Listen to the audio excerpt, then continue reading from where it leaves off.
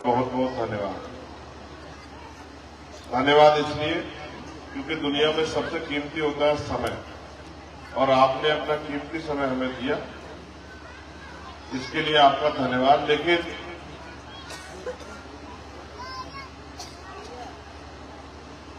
मैं अपनी बात को शुरू करने से पहले समय समय पर भारत की धरती पर जन्मे सभी संतों, गुरुओं, महापुरुषों को नमन करता हूं और उनके द्वारा हमारे जीवन में किए गए कार्यों को भी याद करता हूं। आज जो कुछ हम पे है उसमें सबसे बड़ा योगदान है डॉक्टर बाबा साहब अम्बेडकर का। किसका? जिनको हम अपने दिल से भी ज्यादा प्यार करते हैं, हम उनका अपने माता पिता से भी ज्यादा सम्मान करते हैं। यही बाबा साहब अम्बेडकर हैं जिन्होंने हमारी गुलामी की बेड़ियां काटी, जिनको मटकी छूने का, मकान बनाने का, पढ़ने का, पढ़ाने का, कुर्सी में बैठने का भी अधिकार नहीं था। उनको इतना अच्छा जीवन देके गए बाबा साहब अम्बेडकर, मगर ये आसानी से नहीं हो पाया। इसके लिए बाबा साहब अम्बेडकर ने पहले खुद पढ़ाई की और फिर ज्ञान के बलबूते ये सब चीजें की। आज मुझे बड़ी खुशी होती है जब मैं नौजवान साथियों को बाबा साहब अम्बेडकर के मिशन का काम करते देखता हूं। लेकिन एक सवाल ये मेरे दिमाग में आ जाता है कि आजाद हुए 75 साल से ज्यादा हो गया, फिर भी गरीबी क्यों नहीं खत्म हुई? फिर भी बेबसी, लाचारी क्यों नहीं खत्म हुई? इस देश में इतने साधन संसाधन है, धन है, पैसा है, फिर भी गरीबों के घरों की हालत क्यों नहीं बदली? फिर भी इस देश में हर व्यक्ति को रोटी, कपड़े, मकान की जो समस्या है वो दूर क्यों नहीं हुई? गरीबों के लिए अच्छे स्कूल, पढ़ाई के लिए अच्छे अस्पताल क्यों नहीं बने? विधवा पेंशन, वृद्धा पेंशन, विकलांग पेंशन, ये तमाम तरह के पेंशन के वादे सरकार करती है, वो समय पर क्यों नहीं मिलता? सबको क्यों नहीं मिलता? बेटियों की शादी करनी पड़ती है या कोई आयोजन करना पड़ता है तो जेब में पैसे नहीं होते, तो लोगों की जरूरतें सरकार क्यों नहीं पूरा करती? बहुत दिन बाद मेरी समझ में ये बात आया है कि जिनका राज होता है उन्हीं के हाथ में ताकत होती है, उन्हीं के हिसाब से सिस्टम चलता है। आज जिनके हाथ में राज है वो भारतीय जनता पार्टी के लोग, सारे साधन संसाधन उनके पास है, सारी ताकत उनके पास है, पैसे का निर्धारण वो लोग करते हैं, रोजगार किसे मिलेगा, जमीन किसे मिलेगी वो तय करते हैं, महंगाई क्या, महंगाई कितनी होगी, कम होगी, ज्यादा, ये सरकार तय करती है। अब देखो, अब से 5-7 साल पहले 350 रुपए का सिलेंडर आता था गैस का, अब आता है 1150 रुपए का। पहले पेट्रोल डीजल 40-42 रुपए के लगभग आता था, अब आता है 100 रुपए के लगभग। पहले जो दवाई 20 रुपए की आती थी, अब आती है 100 रुपए की। तो महंगाई तो बढ़ गई है लेकिन आमदनी तो नहीं बढ़ी। तो जब हम ये सोचते हैं कि ऐसा क्यों नहीं हो रहा है, जैसे गांव में मनरेगा में सरकार ने कहा 100 दिन रोजगार देंगे, तो 100 दिन तो सबको नहीं मिलता, किसी को 25 दिन मिलता है, किसी को 50 दिन मिलता है, उसका पैसा भी 250 रुपए के लगभग है, मगर खर्चे तो रोज है। तो मेरी ये समझ में आया कि जब तक राजनीतिक ताकत हमारे हाथ में नहीं होगी, जब तक हमारे लोग कुर्सी पे नहीं बैठेंगे और वो कुर्सी बैठ के हमारे लोगों के लिए योजनाएं नहीं बनाएंगे, तब तक गरीबों का भला नहीं होगा। इस देश में अमीर अमीर होता जा रहा है, गरीब और गरीब होता जा रहा है। इसका मतलब जो सरकारें आज चल रही हैं वो गरीबों का भला नहीं चाहती। इसका मतलब वो सरकारें अमीरों की, मगर जब राजतंत्र था तब तो हम पे वोट का अधिकार नहीं था, तब तो हम पे बहुत सारे अधिकार नहीं थे, तब तो हमें गुलामी में जीना पड़ता था। लेकिन अब तो वोट का अधिकार है, हम चाहें तो अपने आदमी को कुर्सी बिठा सकते हैं। ये बात अपने लोगों की समझ में आनी जरूरी है कि बिना वोट की ताकत के हमारी इस देश में कोई वैल्यू नहीं है। आज अगर पैसे वाले लोग हमारी बस्ती में आते हैं तो सिर्फ इसी वजह से आते हैं कि हम पे वोट की ताकत है। ये वोट की ताकत चली गई तो कोई हमारी बस्ती में भी नहीं आएगा, चाहे फिर हम भूखे पेट सोए या हमारे पे पीने के लिए पानी या खाने के लिए अनाज होना हो, किसी को फर्क नहीं पड़ेगा। तो हमें भी अपने बारे में सोचना चाहिए। हमने सबको मौका देके देख लिया, सब लोग आए, हमसे अच्छी अच्छी बातें की, 2-4 दिन के लिए हमारे बीच रहे, उसके बाद 5 साल हमें दिखाई भी नहीं दिए। इससे हमारी जिंदगी नहीं बदलेगी। इस देश में जिनके पास राज सत्ता होती है वही ये तय करते हैं कि गरीबों को रोजगार कैसे मिलेगा, नौजवानों को रोजगार कैसे मिलेगा, किसानों को खेती के लिए फसल के दाम कैसे मिलेंगे, मजदूरों को न्यूनतम वेतन कैसे मिलेगा। ये सारा काम तय करने की जिम्मेदारी सरकार की है। और जो जुर्म जाति होती है उन पर कार्रवाई होगी नहीं होगी ये भी तय करना काम सरकार का। लेकिन एक गजब की बात मैंने महसूस की वो ये है कि हम 10 रुपए का सामान खरीदते हैं तो 4 बार सामान को पलट के देखते हैं, सामान खराब तो नहीं है, सामान पुराना तो नहीं है, सामान का पैकेट फटा हुआ तो नहीं है। लेकिन जब हम लाखों रुपए से कीमती वोट देने जाते हैं तो एक बार नहीं देखते ये नेता हमारे काम करेगा नहीं करेगा, हमारी आवाज बनेगा नहीं बनेगा, हमारे बच्चों के लिए अच्छे अवसर पैदा करेगा नहीं करेगा, रोजगार देगा नहीं देगा, महंगाई खत्म करेगा नहीं करेगा, अच्छी सड़कें बनवाएगा नहीं बनवाएगा। आप महसूस करो, क्या एम्स जैसा अस्पताल बिजनौर में नहीं होना चाहिए? क्या बिजनौर को अच्छे अस्पताल की जरूरत नहीं है? क्या बताओ, क्या बिजनौर को यूनिवर्सिटी की जरूरत नहीं है? क्या बिजनौर को कि गरीब लोगों के बच्चे अच्छे स्कूल में पढ़ जाए तो अच्छे स्कूल की जरूरत है या नहीं है? बहनों के लिए अच्छे कॉलेज की जरूरत है या नहीं है? रोजगार के साधन जब यही बराबर में हरिद्वार में इंडस्ट्रियल एरिया लग सकते हैं तो क्या यहाँ इंडस्ट्रियल एरिया लग के नौजवानों को 1-1.5 लाख नौजवानों को रोजगार मिलना चाहिए नहीं मिलना चाहिए? ये सारी चीजें सरल हो सकती है अगर काम करने वाले व्यक्ति को मौका मिले। अब अगर आप ऐसे लोगों को मौका दे देंगे जो वोट लेकर घर में जाकर बैठ जाएंगे तो भाई वो आपका नेता ही जाके नहीं बोलेगा तो सरकार करेगी क्यों? हम पे तो बहुत कुछ है करने को और हम कर भी रहे हैं। आप जानते हैं पिछले 10 साल से दिन रात एक करके हम लोग मेहनत कर रहे हैं, चाहे वो किसान हो, चाहे वो नौजवान हो, चाहे वो महिलाएं हो, चाहे वो गरीब हो, चाहे वो किसी भी जाति धर्म का, आदिवासी हो, सिख हो, जैन हो, जिसके साथ में जब जातीय अत्याचार होता है ये सरकार उसको नुकसान पहुंचाते हैं, उसकी आवाज बनते हैं, उसकी लड़ाई लड़ते हैं। अब हम ये सोचते हैं कि सड़कों की लड़ाई सदन में जानी चाहिए, क्योंकि जब तक जाके सदन में यहां से चुना हुआ व्यक्ति यहां के क्षेत्र के हितों के लिए नहीं बोलेगा तब तक सरकार यहां रहेगा भी नहीं। जब यहां से चुना हुआ व्यक्ति इस क्षेत्र के लिए बोलेगा, इस क्षेत्र के लिए बात रखेगा, तब जाके सरकार को सुनना पड़ेगा।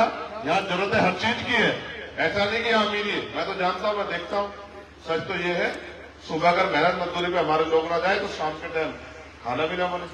सरकार हमसे टैक्स के रूप में, ये बात है गरीबों को समझनी चाहिए, ये नौजवान भी गौर करना मेरी बात पे। और आप जो नौजवान यहां बैठे जो जय भीम का नारा लगा रहे हैं, सरकार जो पैसा देती है या बजट सरकार का जो होता है, मैं रोज बताता हूं, या सरकार जो योजनाओं के नाम पर पैसा लगाती है या जो अनाज देती है, सारा पैसा आता कहां है सरकार के पास? आपको पता है मेरी माओ बहनों को कहां से आता है पैसा? है जैसे अभी की सरकार राशन दे रही है, मिल रहा राशन, गांव में मिलता है राशन है? मिलता है ना? तो ये राशन का पैसा सरकार के पास कहां से आता है? आप में से किसी को पता?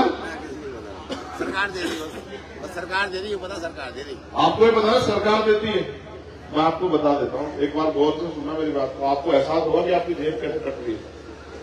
देखो मेरी माँ बहनों को मेरी तरफ देखो एक बार, आप जो भी सामान बाजार से खरीदती है उस पर टैक्स लगता है। ये नौजवान भी सुन ले, 1 रुपए का सामान खरीदोगे तो 28 पैसे सरकार के खाते में जाते। अगर एक परिवार पूरे 1 महीने में 5,000 रुपए का सामान खरीदता है मिलके, तो 1400 रुपए सरकार के खाते में जाते हैं। कितने पैसे? 1400 रुपए।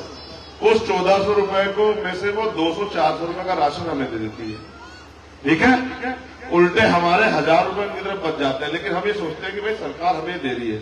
असल बात यह है कि जो टैक्स में आपका पैसा जाता है उसी से सरकार का बजट बनता है। अब महसूस करो, 400 रुपए का राशन दिया और सिलेंडर पे 600 रुपए बढ़ा दिए, तो आपकी जेब तो भाई की वही कट गई। फिर बिजली के दाम देखो आप, पहले 120 रुपए का आता था बिल, अब मीटर लग गया गांव गांव में। कितने पैसे का बिल आता है? 700-800 रुपया 400-500 रुपए का, तो कुछ इधर से काट लिया आपकी जेब से। पहले पेट्रोल डीजल काफी सस्ता था, मोटरसाइकिल वगैरह यूज थे, बस वगैरह साधन यूज करते थे तो कम किराया था, अब वो किराया बढ़ गया। अब तो खाद्य तेल पे भी बढ़ गया और मजदूरी बढ़ी। देखो हाँ, महंगाई तो बढ़ गई 20 गुना, लेकिन जो खेतों में काम करने मजदूरी मिलती थी वो बढ़ी। पहले जो कितने पैसे मिलते थे खेत में काम करने के, किसी के घर में काम करने के, 200-250 रुपए, अब 300, 350, 400 हो गए होंगे। तो आमदनी तो बढ़ी नहीं, महंगाई बढ़ी है। अब आप ये महसूस करो कि इस देश में गरीब रोटी रोटी के लिए मोहताज है। और हमारे तो सतगुरु महाराज, जिनकी जयंती थी कल, वो ये कह के गए कि ऐसा चाहो राज में जहां मिले सबंधु अन्न, और छोटे बड़े सब संग बसे, रविदास रहे प्रसन्न। के राज ऐसा होना चाहिए जहां कोई छोटा बड़ा ना हो, जहां कोई ऊंच नीच ना हो, भेदभाव ना हो, किसी को खाने के लिए अन्न की, तन ढकने के लिए कपड़े की, सर ढकने के लिए छत की दिक्कत ना हो, किसी बहन बेटी का अपमान ना हो, कोई बहुत अमीर ना हो, कोई बहुत गरीब ना हो, सब लोग बराबर हो, ऐसा राज होना चाहिए। उस राज को नाम देके गए बेगमपुरा राज। क्या नाम दे गए? बेगम का मतलब था बिना गम का राज, जहां किसी की जिंदगी में कोई गम ना। और अपने अनुयायियों को बता के, जैसे मैं आज आपसे कह रहा हूं, एक अनुयायी ने पूछा, जैसे कोई मां खड़े होकर पूछ ले मुझसे कि भाई हमारे जीवन में गरीबी कब खत्म होगी, तो उन्होंने उसका रास्ता बताया। उन्होंने कहा कि रविदास मानुष करी बसन को, सुकर है दो इठाओ, 100 स्वराज माही दूसर बरगट गाओ। कि अगर सुख शांति का जीवन चाहिए, आपको भी कह रहा हूं, आप भी सुनो, तो 2 ही रास्ते हैं। पहला स्वराज, क्या तो अपना राज, या फिर दूसरा मरगट गांव, यानी कि शमशान घाट कब्रिस्तान। क्या तो आदमी को सुख शांति का जीवन मिलता है अपने राज्य में, या फिर शमशान घाट या कब्रिस्तान में, इसके अलावा कोई रास्ता नहीं है। तो अगर आप राजकाज नहीं पैदा करोगे तो आपको इस देश में जुल्म जाति का शिकार होना पड़ेगा, गरीबी बेबसी का शिकार होना पड़ेगा। आपके पढ़े लिखे बच्चे पढ़ लिख के सड़कों पर आवारा घूमेंगे, इनके पास रोजगार नहीं होगा, इनके पास कोई बिजनेस नहीं होगा, कुछ भी नहीं होगा। नौकरी आएंगी तो पेपर लीक हो जाएंगे, पुलिस की भर्ती का पेपर ज्यादा गांव में किसी ने पेपर लीक हो गया ना, तो आपके हिस्से में क्या है? आपने जो पैसे थे वो भी जेब से चले गए, नौकरी तो मिली नहीं। तो वो भी हमने लड़ लड़ के आंदोलन कर करके रोज कह के सरकार को, तो वो भी हमने सरकार को मजबूर किया कि सरकार उस पेपर को दोबारा कराए। लेकिन इस बात को आप समझ लो, ये लड़ाई तब तक खत्म नहीं होगी जब तक आप अपना राज स्थापित नहीं करोगे। और लोकतंत्र में राज वोट से आता है, तो आप जब तक अपनी वोट का सही प्रयोग नहीं करोगे तब तक आपकी जिंदगी में बदलाव नहीं होगा। इस बार जब आप लोकसभा में अपना मेंबर चुनने जाएं तो ये सोच के चुनना कि भाई अब हमें इस गरीबी बेबसी की जो जड़ है उसको काट के अपनी जिंदगी में एक नया सवेरा लेके आना। करोगे नहीं करोगे इस काम को? दोनों हाथ उठा के बताओ जो इस काम को करेंगे। जो एक हाथ उठाएगा उसका माना जाएगा वो गरीबी में रहना चाहता है, वो बेबसी जुल्म जाति का शिकार होना चाहता है। जो दोनों हाथ उठाएगा उसका माना जाएगा कि मैं उसने तय कर लिया कि अब गरीबी की बेड़ियां काटनी है। ठीक है, एक बार नीचे करो। बाबा साहब कहते थे कि गुलाम को गुलामी का एहसास करा दो, अपनी बेड़ियां स्वयं काट देगा। मैंने आपको बता दिया कि इस देश में आप इसलिए गरीब हो क्योंकि आपके पास राजकाज नहीं है। अब अगर आप राजकाज नहीं लाओगे तो क्या बने रहोगे? गरीब। तो अगर गरीबी की बेड़ियां काटनी है तो राजकाज लाओ। तो ये देखो, ऐसे हाथ करो अपने अपने, ऐसे सब लोग ऐसे। तो जिनके हाथ ऐसे होते हैं उनको मांगने वाला कहते हैं, है जी? कहते नहीं कहते? बताओ भाई। जिनके हाथ ऐसे होते हैं उनको देने वाला कहते हैं। अभी हमारे हाथ ऐसे हैं, सरकार के आगे रोजगार, राशन दे दो, बिजली दे दो, पानी दे दो, बच्चों को रोजगार दे दो। अभी हाथ ऐसे है ना। जब आप राजकाज में आ जाओगे आपके हाथ ऐसे हो जाएंगे। जिनके हाथ ऐसे होते हैं वो देने वाले होते हैं, जो देने वाले होते हैं वो संपन्न होते हैं। तो पहले राजकाज में आओ। राजकाज में आने के लिए इस बार आपको अपने भाई, अपने बेटे चंद्रशेखर आजाद को वोट की ताकत देनी पड़ेगी अगर आपको इस गुलामी की बेड़ियों को काटना। देखो, जैसा मैंने आपको कहा, कोई काम दुनिया में नामुमकिन नहीं। आज आपने कच्चे मकानों को पक्का कर लिया, सीमेंट की चिनाई करके ईंटें खड़ी कर ली। वो दिन भी दूर नहीं जब इनमें प्लस्तर भी होंगे, वो दिन भी दूर नहीं जब इनमें पेंट भी होंगे। लेकिन अगर आप इस काम को राजकाज के जरिए करना चाहो तो वो दिन दूर नहीं। देखो, मैं आपको बात बताता हूं, जब यहाँ कर्मचारियों को 20-25 हजार रुपए पेंशन मिल सकती है, तो क्या माताओं बहनों को वृद्धा विकलांग पेंशन या विधवा पेंशन 5,000 रुपए नहीं मिल सकती है क्या? आप बताओ, मिल सकती नहीं मिल सकती है? आप ये बताओ, जब बिजली पैसे वालों के, अधिकारियों के, नेताओं की फ्री हो सकती है, तो गरीबों की बिजली फ्री हो सकती नहीं हो सकती है? जब अमीरों के बच्चों का, अधिकारियों का, पैसे वाले लोगों का, नेताओं का फ्री इलाज हो सकता है, तो गरीबों के बच्चों का फ्री इलाज हो सकता है नहीं हो सकता है? जब अमीरों के लिए तो बड़े बड़े स्कूल बन गए, लेकिन गरीब का बच्चा पढ़ना चाहता है तो उसके लिए सरकारी स्कूलों में बहुत कम पैसे में पढ़ाई की व्यवस्था हो सकती नहीं हो सकती है? बिना पढ़े लिखे कैसे कामयाब होंगे? और ये जो सरकार राशन देके हमारी राज करने की शक्ति को छीनना चाहती है, तो हम भी अपने लोगों को राशन दे सकते हैं, लेकिन राशन से भी अच्छा हम अपने भाइयों को नौकरी दे सकते हैं। बैकलॉग बहुत खाली पड़ा है, बहुत सारा प्राइवेट सेक्टर खाली पड़ा है। और जैसा मैंने कहा, इंडस्ट्रियल एरिया लगा दो, यही 1 लाख लोगों को रोजगार मिल जाएगा। उससे भी बड़ा कुटीर उद्योग लगा दो, महिलाओं को घर पे रोजगार मिल जाएगा, किसी के खेत में कहीं जाने की जरूरत ही नहीं पड़ेगी। 10-20 हजार रुपए का काम घर पे बैठ के कर लो, सारे काम हो सकते हैं। लेकिन कैसे? जब आपके पास पॉलिटिकल पावर होगी। अब पॉलिटिकल पावर आओगी कहां से? पॉलिटिकल पावर देने की ताकत आपके हाथ में। ये जो आपका अंगूठा है ना, बाबा साहब ने इसको हथियार बना दिया। अंगूठा दबाओ, राज ले आओ, अंगूठा दबाओ, राज ले आओ। अब ये काम आप करना और बाकी काम मुझे करने देना।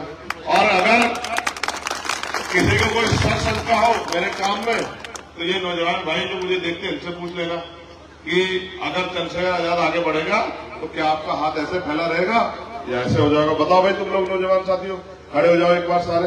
ये जो नौजवान है हमारे, इधर वाले भी, बताओ क्या चंद्रशेखर आजाद आगे बढ़ेगा तो क्या हमारे लोगों का हाथ गरीबों का, दलितों का, पिछड़ों, मुसलमानों का ऐसे फैला रहेगा या ऐसे हो जाएगा? बताओ। तो अगर हमारे लोगों ने समझदारी दिखाई तो हमारा हाथ ऐसे होगा, जिनका हाथ ऐसे होगा उनको किसी के आगे हाथ फैलाना नहीं। ठीक है? अब बताओ, गरीबी से मुक्ति चाहिए नहीं चाहिए? अच्छा इलाज, अच्छी पढ़ाई चाहिए नहीं चाहिए? घर में रोजगार चाहिए नहीं चाहिए? तो उसे देने के लिए क्या करोगे बताओ जल्दी? इन्हें महिलाओं को तुम रास्ता छोड़ोगे, सब क्या करोगे बताओ? जोर से बताओ क्या करोगे? जोर से ऐसे नहीं मानूंगा मैं, तेज से बताओ। वोट दोगे किसे? हमें तो वोट दोगे तो हमारा निशान क्या है? जोर से बताओ क्या है निशान? अब ये सोचो, कोई पैसे वाला है, उसने कहा छोड़ो चंद्रशेखर को, ये पैसे बढ़ो 2-2 हजार रुपए, हमें वोट दे दो, तो क्या करोगे? देखो, ये 2,000 रुपए आपके 5 दिन काम आएंगे, लेकिन 4 साल 11 महीने 25 दिन तो आपको खुद ही मेहनत करनी पड़ेगी। तो चाहे तो 5 साल के लिए और आने वाली पीढ़ियों के लिए खुद को मजबूत कर लो। चाहे 2,000-1,000 रुपए में या शराब पे किसी चीज में अपने वोट को बेच के अपने बच्चों को इस देश में गुलाम बना दो, ये आपके हाथ में है। बेचोगे वोट? पक्का? कौन कौन नहीं बेचेगा? हाथ खड़ा करो।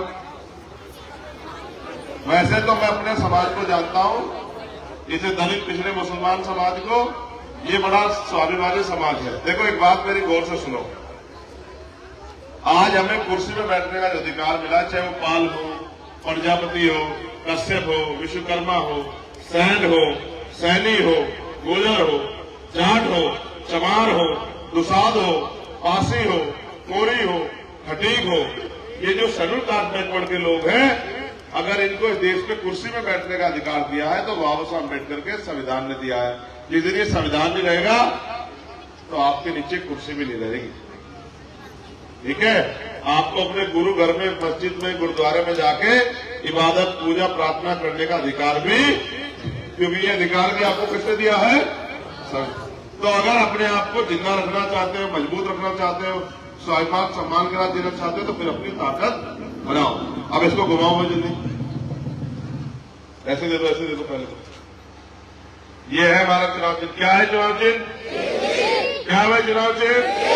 जोर से बताओ क्या है चुनाव चिन्ह? अच्छा, अब इधर भी देखो क्या लिखा है, बताओ क्या लिखा, आप बताओ, आप बताओ क्या लिखा है। तो ये बात भी आप जान लो, जिनसे मुकाबला है वो बहुत पैसे वाले लोग हैं, उनके पास बहुत साधन है, उनके पास मीडिया है, उनके पास सब कुछ है, तो उनका मुकाबला अकेले चंद्रशेखर आजाद तो नहीं। आप भी जानते हैं कि मैं तो आपके बीच के परिवार में किसी धन्ना का बेटा तो नहीं हूं, किसी करोड़पति का, किसी उद्योगपति का। मैं तो प्राइमरी स्कूल के हेडमास्टर का बेटा हूं। मैं जानता हूं जो पैसे के आधार पर राजनीति करेंगे वो पैसा जो खर्च करेंगे उससे पैसा कमाएंगे, जो पैसा कमाने की राजनीति करेंगे वो आपका भला नहीं कर सकते। तो हमें मिलजुल के इस अन्याय के खिलाफ लड़ना पड़ेगा और अपनी ताकतें बनानी पड़ेगी। तो मैं आपसे आग्रह करूंगा, चाहे आप 1 रुपए की मदद करें, लेकिन अपनी मेहनत ईमानदारी कमाई से इस केतली में मदद जरूर करें, क्योंकि आपकी मेहनत ईमानदारी का जो पैसा है वो दुश्मनों के लाखों रुपए से बढ़कर है। आपका 1 रुपया भी मेरे लिए लाखों रुपए के मुकाबले। इसलिए मैं आपसे आग्रह करूंगा कि आप अपनी मेहनत कमाई से मदद जरूर करें। और जो माँ बहन पैसे ना लाई हो, उनपे 1 रुपया भी ना हो, उनकी हालत भी मैं समझता हूं, उनसे मैं कहूंगा कि वो हाथ उठा के आशीर्वाद दे दें, वहीं से हाथ उठा के आशीर्वाद दे दें, उसमें भी बहुत शक्ति है। लेकिन फिर मेरी बात को सुनो, हमारे लोग तमाम तरह से इधर उधर घूमते फिरते कि हमारी जिंदगी अगर बदलेगी तो वो राजकाज से बदलेगी। इस बात को भी आप समझ लो, बिना राजकाज के जिंदगी नहीं बदलेगी और राजकाज लाने के लिए मेहनत करनी पड़ेगी, एक एक पैसा जुटा के अपनी ताकत बनानी पड़ेगी और विरोधियों का मुकाबला करना पड़ेगा। तो अब इस गांव में तो मजबूत लोग भी हैं, 500 रुपए भी दे रहे हैं, इनका भी बहुत बहुत धन्यवाद। सदगुरु महाराज जो है ऊपर वाला, इनको भी खूब इज्जत ताकत हिम्मत दे और इनको कामयाब करे।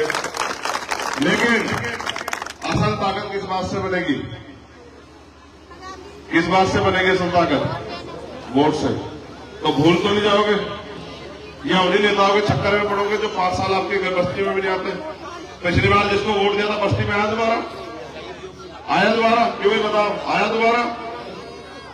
तो जो आपकी बस्ती में वोट लेके ना आए, जो आपकी ताकत लेके आपकी मदद ना करे, ऐसे लोगों के चक्कर में नहीं आए। ठीक है? दोनों हाथ उठाओ जो लोग केतली को वोट देंगे, दोनों हाथ, एक हाथ से नहीं मानूंगा। नहीं, गुरु घर में बैठे मन से उठाना, झूठ नहीं उठाना।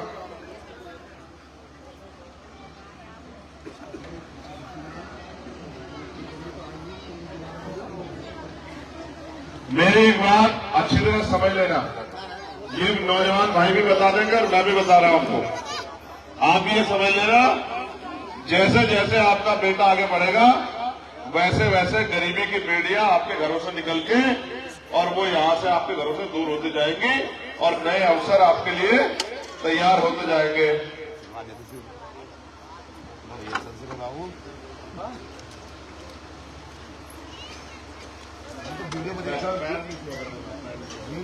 मैं तो इनसे आशीर्वाद इसलिए लेता हूं कि बहुत ताकतवर लोगों से मुकाबला है।